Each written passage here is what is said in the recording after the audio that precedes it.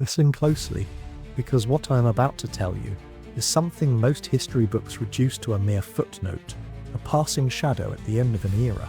But behind that shadow lies one of the greatest enigmas of our past, a mystery that toppled empires, silenced civilizations, and plunged humanity into centuries of darkness. We call them the Sea Peoples, but who they really were, whether ruthless raiders, desperate migrants, or something far stranger, remains a riddle that has haunted archaeologists, historians, and storytellers for centuries. And so tonight, we go back 3,000 years, to a world on the brink. The Bronze Age, a glittering age of kings, of sprawling palaces, and of trade networks, so vast they stretched from the shores of Greece to the deserts of Egypt, from the mountains of Anatolia to the rivers of Mesopotamia. It was the first globalized world, where ships carried copper from Cyprus, tin from the distant lands beyond, lapis lazuli from Afghanistan, cedar from Lebanon, and gold from Nubia. This was the age of the Hittites in Anatolia, the Mycenaeans in Greece, the Minoans before them in Crete, the Egyptians ruling from the Nile, and the mighty city of Ugarit on the Levantine coast, each a jewel in a vast interconnected web. And yet, within a single human lifetime, all of it collapsed. Palaces burned, cities turned to ash, writing systems forgotten, trade networks severed, and in the ruins, only fragments remain, cryptic inscriptions carved into temple walls, broken clay tablets abandoned in collapsed archives, and half-buried skeletons scattered across desolate fields. The scribes called them the Sea Peoples. And then, silence. Egypt, ancient even then, was under Pharaoh Ramses III, its temples gleaming, its monuments already old with centuries. The Hittite Empire commanded Anatolia with iron and stone. The Mycenaean kings built fortresses at Mycenae, Tiryns, and Pila, and the port of Ugarit thrived, its warehouses overflowing with luxury goods, its ships tracing the lifelines of a Bronze Age economy. But beneath the glittering surface, tension brewed, climate was shifting, crops began to fail, earthquakes shook the Aegean, famine whispered in the dark, and along the edges of the known world, forces began to stir. Then they came. The records we have are fragmented, but chilling. Egyptian inscriptions depict strange warriors with horned helmets, long swords and round shields. They came not as merchants or diplomats, but as entire families, men, women, children, moving together in a tide of destruction. They struck Cyprus, they burned Ugarit to the ground, they crushed the Hittites, they raided the Levant, and finally, they stormed Egypt itself. But here is the question that haunts us even now. Were the Sea Peoples simply invaders, or were they something else entirely? Refugees of a collapsing system, survivors of a catastrophe that swept across continents, blamed for destruction they did not cause. The deeper we dig, the stranger it becomes. Let me take you into one of the last nights of Ugarit. The year, roughly 1190 BC. The city stood as a beacon of prosperity. Merchants haggled in the markets, ships filled the harbor, their sails white against the blue sea. The scribes of the palace recorded transactions on clay tablets, lists of grain shipments, shipments of copper, letters to kings and merchants across the Mediterranean. And then, suddenly, disaster struck. In the ruins of Ugarit, archaeologists uncovered an archive of letters frozen in time, buried beneath collapsed stone. One letter, desperate, was addressed to the king of Ugarit from a nearby ally. My brother, the enemy ships are already here. They have set fire to my cities and done evil to my land. Does not your father know it? But Ugarit never answered, because Ugarit was already burning. The city was destroyed in a single brutal attack. Warehouses left looted, ships sunk, temples topped. The palace tablets, still wet from drying, baked hard in the flames, preserving their words for us 3 millennia later. And among them, an order left unfinished, an urgent command for weapons. Send me 3,000 spears, 2,000 shields and swords. It was never delivered. That was the night Ugarit died, and it was not alone. One by one, cities across the Mediterranean fell. Mycenaean palaces were abandoned. The Hittite capital of Hatta was reduced to rubble. Even mighty Egypt, though it survived, never fully recovered. In the aftermath, writing systems vanished. The Linear B script of the Mycenaeans disappeared. Entire cultural traditions ended. Trade collapsed. The world shrank. Historians call it the Late Bronze Age collapse. But who or what caused it? The Egyptian records give us tantalizing clues. On the walls of Ramses III's mortuary temple at Medinet Habu, massive reliefs show the Sea People's attack. You can still see it today. Great ships clashing in battle. Warriors in horned helmets fighting with long swords. Women and children huddled on ox-drawn carts. The pharaoh boasts of victory. They came from the sea, bringing fire and destruction. But I, Ramses, stopped them. I crushed them. I destroyed them. But here's the problem. Ramses was a pharaoh, and pharaohs never admitted weakness. The reliefs were propaganda. How much of it is truth, and how much carefully sculpted illusion? Because the archaeological record doesn't lie. Egypt may have survived, but it was left scarred, its resources drained, its armies battered, and its influence diminished. The world of the pharaohs had changed forever, and still, the question lingers. Who were these people? Were they displaced tribes from the Aegean, rebels from within the empires themselves, survivors of earthquakes and famine, forced to migrate en masse? Or were they, as some whisper, the scapegoats of history, conveniently blamed for a collapse already set in motion by forces far greater than themselves?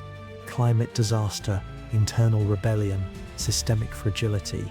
The evidence is fragmented, contradictory, tantalizing, but woven together, it paints a picture of a storm far bigger than marauders on ships, because what we may be looking at is not merely invasion, but apocalypse. And yet, as we peer into this darkness, another possibility arises. What if the Sea Peoples were not just destroyers, but carriers of knowledge? What if, in their migrations, they preserved fragments of culture, technology, and memory, carrying them into the new Iron Age that was dawning? Some scholars believe traces of them can be found in later cultures, the Philistines of the Bible, for example, whose pottery and architecture bear striking resemblance to Aegean styles. Could the Sea Peoples have been their ancestors? If so, then the very people once accused of destroying civilization may have also been the seeds of new ones. But that, dear listener, is where the mystery deepens. Because the farther we go into the ruins of the Bronze Age, the more shadows gather around the truth. I want you to imagine walking now through the ruined gates of Hattusa, capital of the Hittites. The stone lions still stand guard, weathered by centuries. The walls, once towering, now lie in heaps. Silence blankets the ruin. And yet, this was once the seat of an empire, a rival to Egypt itself. A city of laws, archives, armies, gods, and then gone. Why? Some point to the Sea Peoples, others to famine, others still to rebellion from within. But in the crumbling tablets of Hattusa, there are hints of something darker, a fear of unstoppable enemies, of cities falling like dominoes, of entire peoples vanishing. The kings wrote desperately to one another, "Send grain, we are dying." But no one could help, because everyone was dying. This was no simple war, this was systemic collapse. And the Sea Peoples, whether cause, symptom, or both, were at the heart of it. And so we arrive at the edge of the greatest cover-up of the ancient world. Because what if the story of the Sea Peoples was deliberately twisted? What if pharaohs, scribes, and kings needed someone to blame? What if history's first global system collapsed, not because of faceless barbarians, but because of its own fragile foundations? What if the Sea Peoples were the excuse? And so, as we close this first chapter, picture it, the world in flames, the first great age of civilization's ending, kings slain, temples looted, writing systems silenced, a long night falling over the Mediterranean world, and out of that darkness, the whispers of a name that terrified pharaohs, a name that toppled empires, a name that still haunts the ruins, the Sea Peoples. But who were they really? That is the mystery we now pursue. They came from the sea, that much we know, but from where? This is the question that has haunted generations of historians. The Egyptian inscriptions, The last desperate letters from Ugarit, the silent ruins of the Hittites. All of them point to sudden destruction, yet none of them give us certainty. None of them name a homeland. Instead, we are left with fragments, names carved in hieroglyphs. Sheridan, Shekelesh, Peliset, Denyen, Cheka, Luka. To us, they sound like riddles, echoes of languages long lost. To the ancients they were enemies, but to us, they are a puzzle waiting to be solved. Let's begin with the Sheridan. Egyptian records describe them as fierce warriors, men with horned helmets, carrying great round shields, wielding long slashing swords. Unlike the short bronze blades of the Egyptian, they appear first as mercenaries, serving the pharaoh himself, before later turning against him as invaders. Some scholars suggest they came from Sardinia, their very name echoing in the island's ancient past. Others link them to the Shardana of inscriptions in the western Mediterranean. But if true, then the Sea Peoples were not some singular people. They were a coalition, a gathering of tribes and nations, bound together by desperation. Then there are the Shekelesh. Were they Sicilians? The name itself hints at Sicily. Their ships, it is said, struck suddenly, like wolves from the sea, and yet their traces vanish in the chaos, leaving only speculation. And what of the Denyen? Some see in them the echoes of the Danans of Greek legend, the people of Homer's Iliad. Could the fall of Troy, immortalized in epic poetry, have been part of this same great storm? Could refugees from a burning Troy have become the Sea Peoples themselves, sweeping across the Mediterranean in search of a new home? The thought is tantalizing, because if true, then myth and history collide in ways we never imagined. But perhaps the most famous of all were the Peliset, because from them, many believe, came the Philistines of the Bible. Archaeology supports this. In Philistine cities like Ashkelon, Ashdod and Ekron, the pottery unearthed bears unmistakable Aegean designs, spirals, birds, geometric patterns, unlike the styles of Canaan. Their architecture too echoes the Aegean world. Were the Philistines, those ancient enemies of Israel, once Sea Peoples who survived the storms and settled in the Levant? If so, then the Bible itself preserves an echo of the Sea Peoples' legacy. The Egyptians fought them, yes, but they also absorbed them. Reliefs from Ramses' temple show ox-drawn carts filled with women and children. These were not mere raiders, these were migrants, entire societies on the move. So here is the paradox. The Sea Peoples were at once destroyers and settlers, invaders and neighbors, mercenaries and enemy. Their identity shifts like the sea itself, ungraspable, elusive, and yet undeniable. But let's step back. Let's ask the deeper question. Why now? Why at the turn of the 12th century BCE did this tide of humanity surge across the Mediterranean? Some point to famine. The evidence is stark.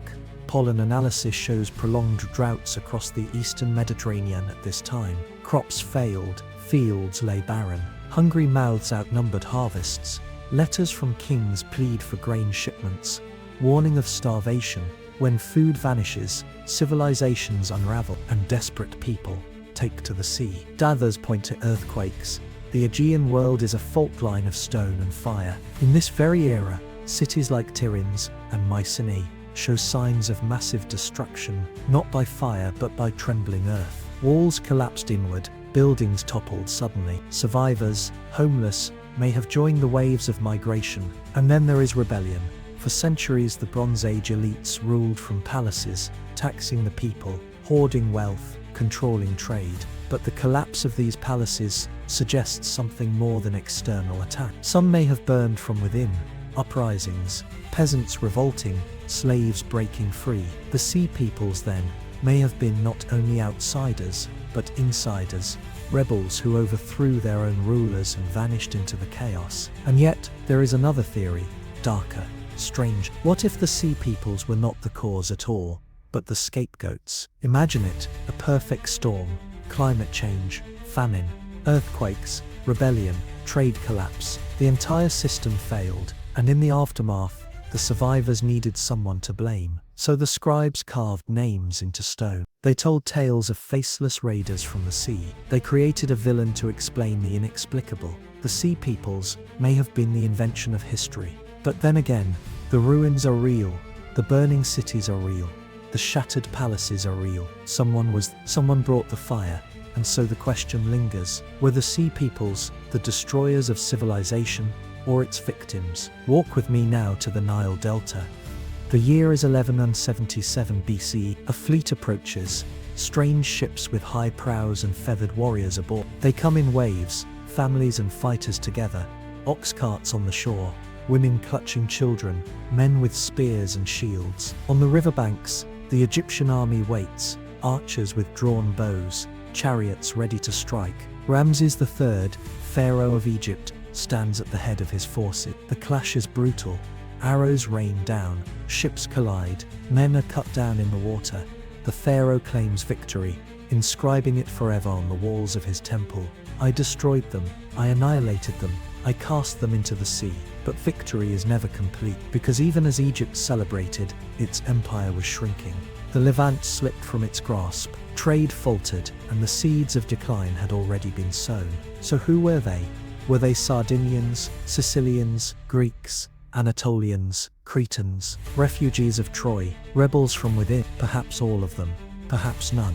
The sea peoples remain a phantom, their faces carved only in Egyptian stone, their names scattered in fragments, their true story lost in the fire. And yet, what if they left behind something more? Not ruins, not ashes, but memory. The kind of memory that hides, encoded in myths and legends, in the stories of Homer, in the battles of the Bible, in the folk traditions of the Mediterranean. The sea peoples may have disappeared from history's records, but what if they never truly disappeared at all? Because as we follow their trail, we begin to realize something far more unsettling. This was not the first collapse, nor would it be the last. History moves in cycles, civilizations rise, and civilizations fall. The sea peoples were not just a footnote, they were a warning. And tonight we continue to chase them through ruins and shadows into the next layer of the mystery. Close your eyes for a moment. Picture the Mediterranean 3,000 years ago. The seas were alive with ships, long wooden galleys, their sails billowing, oars rising and falling in rhythm, cutting through the waves. Some carried goods, copper, tin, olive oil, grain. Others carried warriors, but on the horizon you would not know which was which. And that was the terror. Because when the sea peoples came, they came in silence. Traders one moment, raiders the next. And when they struck, cities vanished overnight. Let us walk now into the ruins of Mycenae. High walls of Cyclopean stone still stand today. Massive blocks so large that the Greeks themselves later believed only giants could have built them. This was the land of Agamemnon, the king of Homer's epic, the ruler who sailed to Troy. But here's the irony. While legend tells us of Greek heroes sacking Troy, history suggests that Mycenae itself was doomed soon after. Its palaces fell into ruin. Its writing system Linear B disappeared. Its people scattered. Some archaeologists have found layers of ash in Mycenaean sites, traces of sudden burning. Others see evidence of famine, drought, and internal strife. But then comes the chilling possibility. What if the victors of Troy became the victims of the sea peoples? Imagine it. Greek warriors returning home from a decade-long war, exhausted, only to find their own cities under attack from mysterious raiders. The songs of Homer celebrate glory, but behind them perhaps was catastrophe. Could the sea peoples be connected to the fall of Mycenaean Greece itself? Now travel east with me, across the sea to the city of Hattusa, capital of the mighty Hittite Empire. Here, the archives tell their own desperate story. Letters scratched into clay speak of shortages, famine, pleas for grain. The king writes, "We have no food, our fields are dry, send help." Another warns of enemy armies, unnamed but terrifying. And then, silence. Hattusa burned, its temples collapsed, its people vanished. An empire that had rivaled Egypt was erased almost overnight, and among the ruins, there are whispers of the sea peoples. But here, the mystery deepens, because archaeology shows something strange. The destruction was not everywhere at once. Some cities were burned, others abandoned. Some show signs of earthquake, others of revolt. The collapse was not a single strike. It was a storm of many fronts. The sea peoples were part of it, but only part. Now let us descend farther south to Ugarit, the jewel of the Levant, a port city shimmering with wealth, its archives filled with thousands of clay tablets. It is here that we find one of the most chilling clues of all. Among the tablets is a letter written to the king, pleading for help. The enemy ships are here. They have set fire to my cities. Does not your father know it? My troops are in Hatti, my ships in Lycia. Thus the land is abandoned to itself. The enemy is near, great destruction has come, and yet this message was never delivered. Because the city was already aflame, the archive burned, the people slaughtered, the ships sunk. Ugarit was no more. It is as if an entire civilization had been ripped out of the world in a single night. But here is where the story takes a darker turn, because buried among the ruins of Ugarit, another letter was found, this one half-finished, ordering thousands of weapons to be sent to the Hittites, spears, shields, swords. Why unfinished? Because the scribes never lived to complete it. The city was destroyed before the ink dried. This was no ordinary raid. This was coordinated, swift, precise. Who had the power to do this? The Egyptians give us names. On the walls of Medinet Habu, Ramses III immortalized his battle against the Sea People. The reliefs are astonishing. Ships locked in combat, warriors with feathered headdresses and horned helmets, chariots clashing, arrows flying. But look closer, not all the figures are soldiers. There are women, children, ox carts filled with possessions. These were not mere raiders, these were whole societies on the move. So we must ask, what drives entire nations to abandon their homelands and launch themselves into the unknown, armed for war, carrying their families with them? Famine, earthquake, collapse of trade, or something greater, something unrecorded, something erased. There are those who whisper that perhaps we are missing the true cause, that maybe the Sea Peoples were not the destroyers at all, but the refugees. Refugees fleeing famine, earthquakes, drought. Refugees driven by desperation to take by force what they could no longer grow, no longer trade, and in the chaos, history's victors branded them villains. But if that is true, what then caused the collapse itself? Because the Sea Peoples, whether refugees or raiders, were not an answer. They were a symptom, a wave of humanity tossed upon an even greater storm. And yet, one puzzle remains.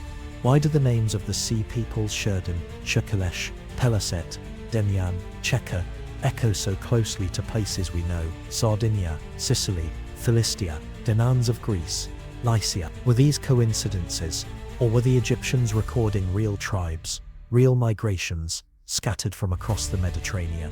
And if so, what force could have driven such a wide swath of peoples, from islands and coasts, and kingdoms alike, into one catastrophic movement across the sea? That is the riddle of the ages.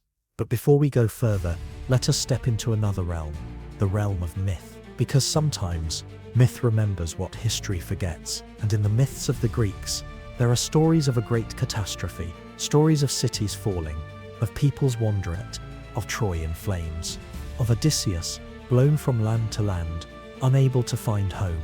Could the Homeric epics, written centuries later, preserve an echo of this collapse? Could the heroes of legend have been part of the same storm as the Sea Peoples? The idea is intoxicating and terrifying, because if so, then the Sea Peoples are not faceless raiders. They are the ghosts of our own legends, the forgotten survivors of the Age of Heroes. But there is something else, something even more unsettling. What if the Sea Peoples were not a single people at all? What if they were fragments, splinters of shattered empires, scattered tribes, outcasts, wanderers, rebels, all bound together not by origin, but by desperation? A storm of humanity, a tide of chaos, civilization's own shadow, rising up to consume it. And so we return to the silence of the ruins. Mycenae, Hattusa, Ugarit, cities once teeming with life, now empty stones. The Sea Peoples passed through like ghosts, and in their wake, the world ended. Or did? Because from the ashes of the Bronze Age, something new would rise, the Iron Age. And the question we must ask, was it born out of collapse, or out of survival? Picture a map of the Bronze Age world, from the rocky shores of Greece to the fertile plains of Anatolia, from the cedar forests of Lebanon to the golden sands of Egypt.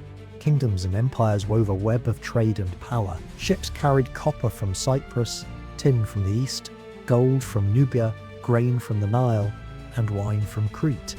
It was a world bound together by fragile threads, threads that would soon unravel. We call it the Late Bronze Age collapse. But collapse is too small a word. This was no slow decline.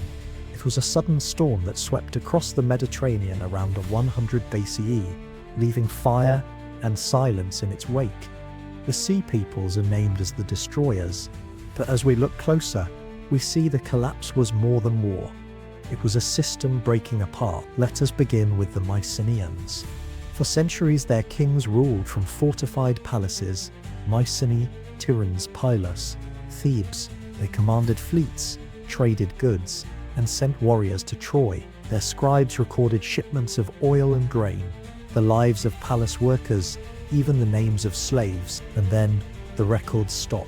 Pylos was burned, Mycenae abandoned, Tiryns collapsed, the Linear B script vanished, never to be written again. Some palaces show signs of attack, arrows, destruction, mass burials. Others appear to have been deserted without battle. It is as if the entire society unraveled, piece by piece, until nothing remained. And in the silence that followed, Greece entered a dark age, a period of centuries with no writing, no great palaces, no central power. The age of heroes ended. Now turn to Anatolia. The Hittite Empire, second only to Egypt, was a power that dominated from the Black Sea to the Levant. Its kings negotiated with pharaohs, fought wars with Mycenaean Greece, and commanded vast armies. But by 1177 BCE, the Hittite capital of Hattusa lay in ruins. The stone gates were broken, the temples blackened, the archives silent. No record tells us exactly how the empire fell. Some blame the sea peoples, others point to internal revolt, still others to famine, which struck Anatolia with brutal force. Whatever the cause, the empire disappeared, swallowed by history, remembered only in fragments of clay tablets. Now we move south, to Canaan and the Levant. Here, city after city burned: Lachish, Hazor, Megiddo, Ugarit. At Ugarit, we see the collapse frozen in time, half-finished letters, pleas for help, tablets still wet when the palace went up in flames. The city never recovered. Some of these cities were struck from outside, others show signs of rebellion within. The collapse was not uniform, it was chaos, and in the ruins, new peoples appeared. Among them the Philistines, thought by many to be survivors of the sea peoples, settling along the coast of what is now Israel and Gaza. Their pottery, their houses, their gods, all carried the mark of the Egyptians. Perhaps they were not invaders, but wanderers who carved out a new life in a broken world. Finally, we reach Egypt, the last great power standing. The pharaoh Ramses III carved his victories into stone, proclaiming how he crushed the sea peoples at the Nile Delta. Reliefs show ships locked in combat, archers firing into the sea, warriors drowning as Egyptian blades cut them down. But behind the propaganda, Egypt was bleeding. The battles drained its treasury, grain shortages sparked unrest, tombs were robbed, workers went unpaid, striking against the pharaoh himself, the first labor strike in recorded history. Egypt survived, but only just.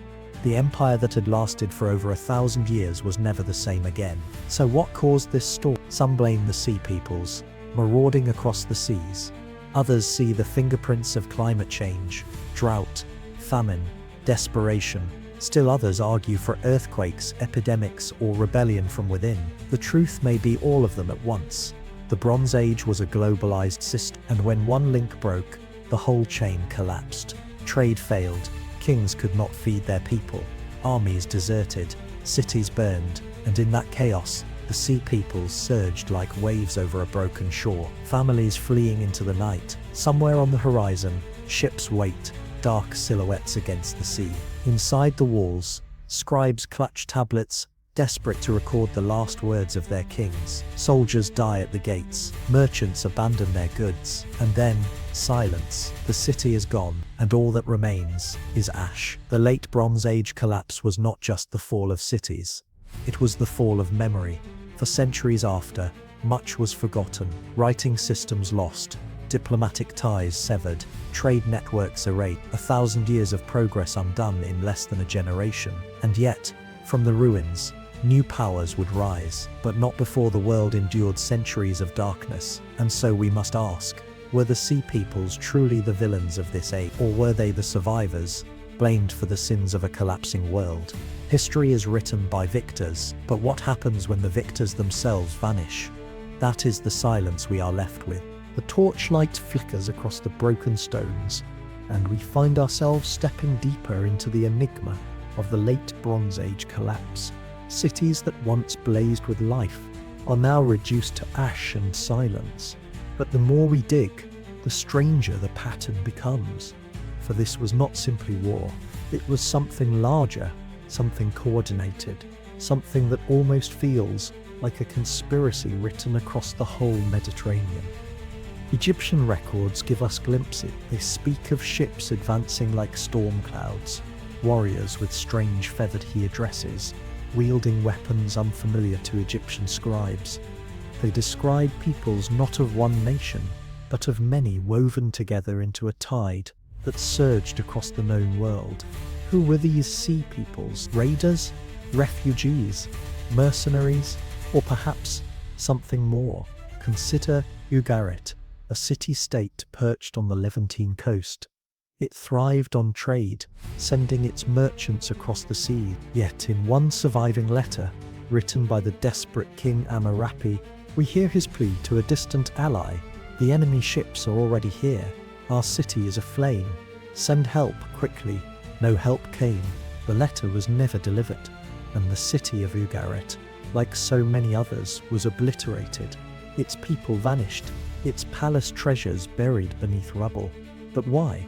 Why would a network of cities, all fortified, all experienced in war, collapse so quickly, so utterly? Some scholars suggest famine. Grain records from Egypt and Hatti show shortages, and inscriptions tell of drought that parched the land. Hungry mouths become desperate warriors. Could the Sea Peoples have been nothing more than waves of starving migrants pushed into conquest by survival itself? And yet, the archaeological record complicates that picture. The weapons found in the destruction layers, razor-sharp iron blades, deadly long swords, new forms of javelins, hint at technology not native to these regions. Did the Sea Peoples bring with them not only hunger, but an edge in weaponry that made them unstoppable?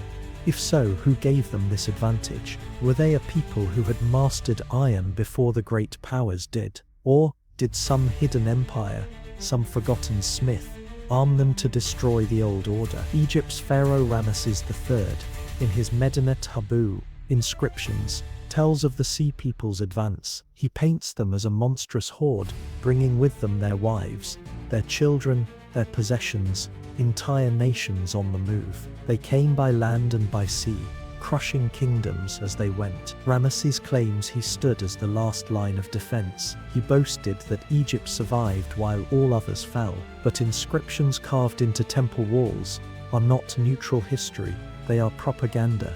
Was Egypt truly victorious, or did it too, in truth, stagger under the weight of the storm, leaving behind only the illusion of triumph? And deeper still lies another mystery. In Anatolia, the mighty Hittite Empire vanished in the same breath as Ugarit, as Cyprus, as countless Mycenaean palaces. One of the greatest empires the world had ever seen gone without a trace, its capital Hattusa left abandoned. How could a single force annihilate both the coastal cities and the heartlands of a landlocked empire? Unless, of course, what we call the Sea Peoples was not just one wave, but many, a coordinated effort to burn the Bronze Age world to the ground. Pause here and imagine it, an interconnected world filled with trade, diplomacy, letters sent by ship and caravan. And then, in scarcely a generation, the lights go out, like a grand civilization-wide erasure. Was it merely chaos, or was it a plan, a purge of the old world to make way for something new? And so, I ask you, who truly were the Sea Peoples, victims of famine, merciless raiders, or architects of the end of the Bronze Age itself? The trail of ash and silence leads us onward, deeper into ruins, toward answers that refuse to sit still. And as the echoes of those lost voices swirl in the darkness, we find ourselves standing at the edge of a greater revelation. The world that emerged from the Bronze Age collapse was not the same one that had existed before. Entire kingdoms that once commanded armies, fleets, and palaces were reduced to whispers on crumbling stone tablets, and yet somehow the memory of the sea peoples survived. But here lies the puzzle. How do memories outlast empires? In the ashes of Ugarit among charred archives, a letter was discovered. It was never delivered. Its ink was hurried, almost frantic. A desperate plea from a king to another. The enemy ships are already here. The city is lost. Send aid, if you can. But no help came. The ships, perhaps those of the sea peoples, arrived too swiftly. The ink was still wet when the walls burned. But here's the strange part. No record of who exactly these enemy ships were. No names, no banners, no flags. Just faceless doom sweeping across the Mediterranean. Archaeologists have found weapons buried in layers of destruction. Bronze swords bent in half, not from use, but from ritual deliberately broken. Why? To deny the conquerors their spoils. Or was it the conquerors themselves, marking their victory with offerings to their gods? Imagine standing among those ruins, the temple walls blackened, the smell of charred grain still lingering. In the dirt, a half-buried figurine of a mother goddess, cracked, abandoned, as though even the divine had been forgotten. And yet, something persists. Egypt, bruised but unbroken, recorded its triumph against the sea peoples. Ramesses III carved his victory into the stone of Medinet Habu. Reliefs show foreign warriors with feathered helmets, ox-drawn carts carrying their families, their children clutching at mothers' robes. They were not just an army, they were a people on the move. Migrants, invaders, refugees, the lines blur. The pharaoh called them northerners, coming from all lands. A coalition, a tide.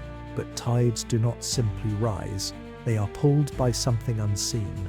What force drove so many peoples from their homelands, uniting them into a storm that crashed upon the shores of every kingdom? Some point to famine, a collapse of crops across the eastern Mediterranean, the soil itself turning against its people. Others speak of earthquakes. Cities crumbled without an enemy's touch, their survivors fleeing into the arms of desperation. And then there is the darker theory that the sea peoples were not victims but predators, opportunists who smelled weakness, descended on broken kingdoms, and carved their legend from blood and fire. But if that were true, why is there no clear record of their homeland? No single origin, no capital city, no monument that declares we were the sea peoples.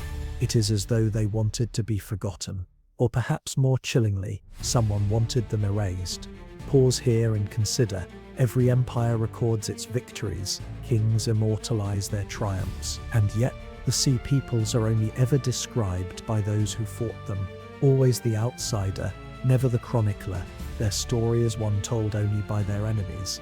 Could it be that the greatest cover-up of the Bronze Age was not their destruction but their survival? Imagine for a moment that fragments of them lived on, a people scattered, their names changed, absorbed into other cultures, their legacy hidden beneath layers of assimilation. Could they have become the Philistines, the mysterious settlers of Canaan who appear suddenly in history, their pottery and weapons echoing Aegean designs? The Bible speaks of them often foes of Israel, rivals of kings, keepers of secrets. Could these be the remnants of that lost tide, renamed, reshaped, but never entirely erased? The ruins do not answer, they only whisper, whispers of peoples with no origin, no anthem, no flag, whispers of ships appearing on horizons like omens, their sails swelling like wings of vultures. And in those whispers one begins to sense something larger. The sea peoples may not have been a mystery at all, but a mask for a truth too dangerous to write down. What if the collapse of the Bronze Age, the burning of cities, the fall of empires was not simply caused by famine or war or migration? What if it was orchestrated? A silence hangs here, heavy and suffocating, a silence that feels deliberate. And so we ask, who gains from the erasure of an entire people? The reliefs of Medinet Habu end with Pharaoh's victory. Egypt survives, but the rest of the world, Hittites gone, Ugarit gone, Mycenae, gone. Entire civilizations blinked out in the span of a single lifetime. Only Egypt stood tall enough to tell the tale, and even their story trembles with unease, because victory carved in stone may not always be truth. And so, beneath the ashes, beneath the ruins, the question lingers: were the sea peoples truly destroyed, or were they transformed into something else? The cities along the Levant had always been a fragile necklace of pearls, delicate ports, prosperous markets, vulnerable to the tide of history. In the twilight of the late Bronze Age, that necklace snapped. Ashkelon, Gaza, Lakash, names etched in the clay of records, was suddenly engulfed in flame. Archaeologists digging these ruins today find eerie layers of charred wood and collapsed mud brick. In some sites, skeletons lie frozen where they fell, twisted in agony, as if they were caught by fire and steel without warning. But here is the puzzle: the destruction is not uniform. Some cities fell utterly, their temples razed, their palaces toppled, yet others survived, rebuilt, or even thrived. Why? Some historians argue that the so-called sea peoples were not conquerors at all, but desperate migrants, families fleeing famine in the Aegean, or islands shaken by earthquakes, or lands where the harvests failed. Imagine them caravans of ships, carrying men, women, children, oxen, tools, and gods carved in wood. To the Egyptians, they were invaders. To themselves, perhaps, they were refugees. But migration alone cannot explain the firestorm that followed. In Megiddo, layers of destruction tell of fire so intense it vitrified mud brick into glassy shards. At Ugarit, the archives preserved desperate pleas to allies. The enemy ships are here. My cities are burning. Where are you? The answer never came. So who were these people? Were they united? A confederation sweeping the seas with coordinated violence? Or was Sea Peoples simply a name applied by frightened scribes? A convenient label for chaos too vast to comprehend. Egyptian reliefs described them with feathered headdresses, round shields, long swords. They fought in chariots and on foot, men and women together, even children, a mass of humanity crashing against the gates of civilization. And as the fire spread, the old powers crumbled. The Hittites vanished, their capital reduced to ruin. The Mycenaeans of Greece, palaces abandoned, Linear B tablets left unbaked, whole dynasties erased. The Canaanite cities burned, fractured, some never rebuilt. Only Egypt, scarred and battered, survived. Yet even there, the pharaoh's victory was carved into stone, as much for propaganda as truth. Ramses III claimed triumph, but beneath his words lies unease. The enemy was not destroyed, they were resettled, absorbed into Canaan, interwoven into the people who would shape the future of the Levant. And this is where the story twists, because the Sea Peoples did not disappear. They became neighbors, rivals, founders of new cultures. Among them, one group would later be known to the world under a name that still carries weight: the Philistines. So, were the Sea Peoples truly destroyers, or were they midwives to a new age, an Iron Age born in fire, where kingdoms rose from the ashes of empires? And if so, what truly was covered up? The invasion of a faceless enemy, or the uncomfortable truth that the Bronze Age powers collapsed under their own weight and blamed outsiders to mask their failure? History, it seems, is not written by the victors, but by the survivors. And the survivors had every reason to craft a story that would echo through millennia. The question is, how much of that story is truth, and how much is deliberate illusion? The deeper we go into the Sea People's mystery, the more it feels as though we are not studying a civilization, but confronting a deliberate void in history, an emptiness that someone wanted preserved. Think about it. We have vast records from Egypt, Assyria, and even Mycenaean Greece before the collapse. But when the Sea Peoples sweep across the Mediterranean, silence descends like a cloak. Entire libraries vanish. Palace archives burn. Inscribed tablets are left half-finished, as if the scribes dropped their tools mid-sentence and fled. It is not just destruction, it feels like erasure. One clay tablet from Ugarit, for example, was discovered still baking in the kiln. The scribe had been attempting to preserve the city's correspondence at the very moment the attackers struck.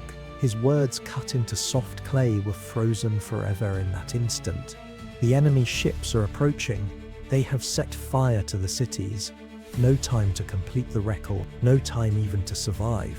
That single tablet carries the voice of desperation, and behind it, silence. But then comes the strangest part.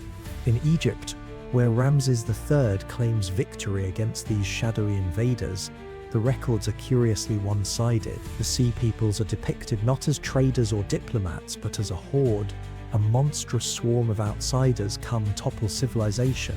Yet Egypt's version is too neat, too triumphant. If Ramses truly annihilated them, why do we see traces of their descendants later woven into the very fabric of Levantine and Mediterranean cultures? Why do fragments of their language, their weapons, their burial customs appear in places they were supposedly defeated?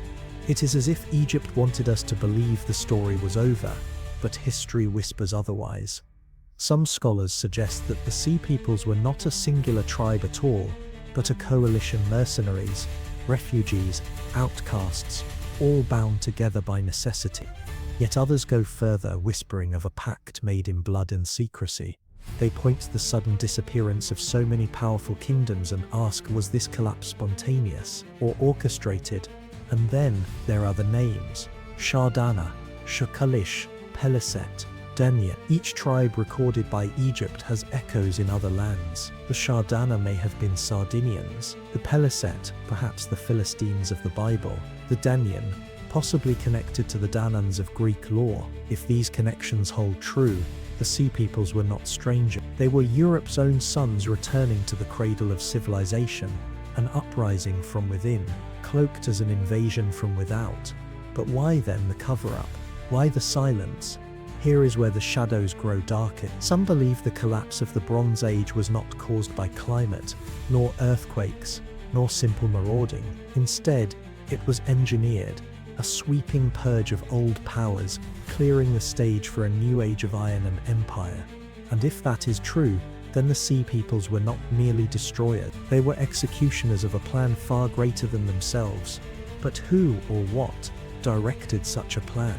That question lingers like smoke in a ruined temple, a whisper in the dark halls of time, where answers crumble into dust the moment you reach for them. The night is always darkest before the dawn, and as we arrive at the final chapter of the Sea People's enigma, the dawn still feels hidden, waiting to break, waiting to reveal what centuries of speculation, debate, and obsession have failed to illuminate. Who were these mysterious raiders? Why did they descend upon the civilized world like a storm? And what truths remain deliberately buried beneath layers of myth and silence? We began in the world of glittering palaces and mighty empires. Egypt, Mycenae, Hatti, and Ugarit. Civilizations at their peak, boasting of eternal legacies written in stone, baked into clay, inscribed upon walls meant to outlast time itself. And yet, one by one, they crumbled. Entire cities went up in flames, libraries of knowledge reduced to ash, temples desecrated, trade routes abandoned. The map of the ancient world was rewritten in less than a century. The Bronze Age was shattered. The victors, it seems, did not write history this time. Instead, silence descended, an eerie void where answers should. For the Sea Peoples left no manifestos, no chronicles, no flag to declare themselves by.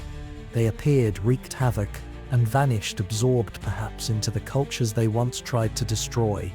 But as with all great mysteries, fragments remain, and these fragments whisper. Stone inscriptions in Egypt show warriors with horned helmets and feathered crowns. Weapons buried in the ruins of Sardinia and Crete match those wielded in depictions of the invaders. Genetic traces in coastal regions hint at mass migrations across the Mediterranean, mixing populations in a way only mass upheaval could explain. Could it be that the Sea Peoples were not a single tribe, but a coalition of desperate wanderers, refugees of collapsing societies, famine-stricken farmers, and dispossessed mercenaries banding together under a single banner of survival? If so, then perhaps the true invasion was less conquest and more migration. one civilization's nightmare, born from another's desperation, and yet another layer lingers. Why did the scribes of the age, the guardians of memory, describe them not as victims but as destroyers? Were they scapegoats, blamed for what nature and human folly had already broken? Or were they something far darker, a force organized, deliberate, merciless in its execution? Some whisper of shadowy alliances, secret councils of warlords plotting to carve empires from the ruins. Others imagine a wave of chaos worshippers, seeking to topple order itself. History, unfortunately, offers no clear verdict. What it offers instead is tension, unresolved and haunting. When we look at the late Bronze Age collapse, we see not merely a tale of lost kingdoms, but a mirror. We see how fragile civilization truly is, how interconnected worlds can fall like dominoes when trade collapses, when climate shifts, when enemies exploit weakness. We see that the question of the Sea Peoples is not just who were they, but how quickly can the world we know unravel. Perhaps the greatest cover-up is not their identity, but the lesson buried beneath their memory, that no empire, no power, no golden age is immune to sudden catastrophe, that one day, the Sea Peoples, or something like them, will come again. And so we stand here, at the ruins, the fires long since extinguished, the inscriptions weathered, the bones scattered across forgotten shores. We listen, and the silence speaks louder than words. The Sea Peoples remain a riddle, an echo, a shadow that cannot be caught. And maybe, just maybe, that was their plan all along.